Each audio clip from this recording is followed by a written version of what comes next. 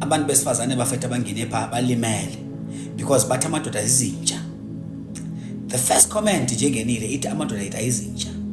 Bafethu singade siregardwe like singade sifaniswe nezinja ngenxa yemisebenzi yethu. Thina singayisithobisa nje. Thina singayisithobisa nje madoda. Xa sibalimaza kangaka abantu besifazane futhi uninzi labo bekhala ngathi sawutshata ubani, imisisa yakha nobani.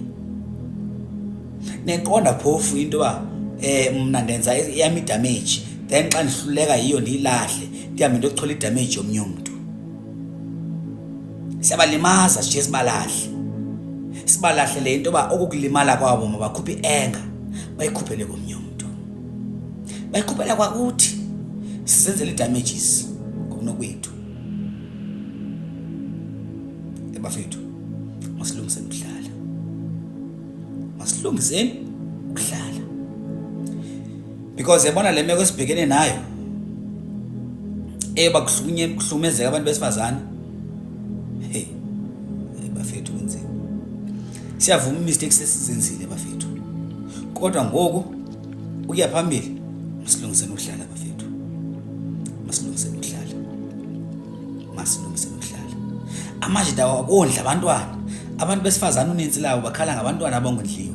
Ndizibuza umbuzo mfethu ba uyidla njani imali ungazange umthumelele umntwana? Ndizibuza umbuzo uzenza njani ingxaki zakho? Like how do you make your problems ugqibe mfethu to sell imali, like ube nayo nemali yokusela utywala, on top of that ingcosi yonilambile kanje.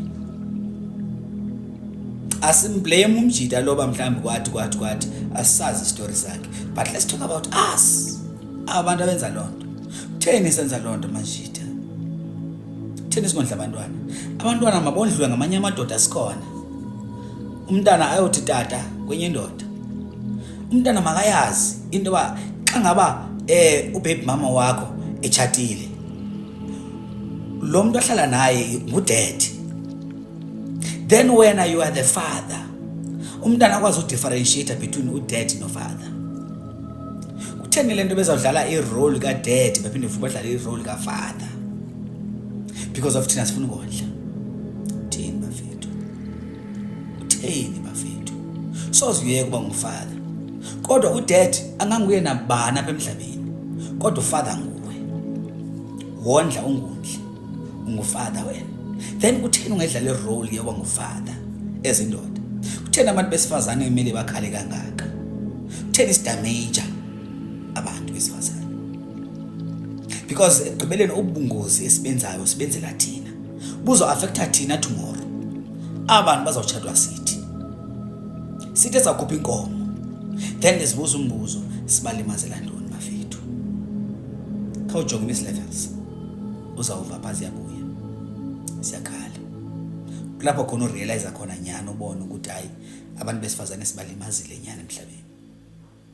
Hey bafethu, let's change man,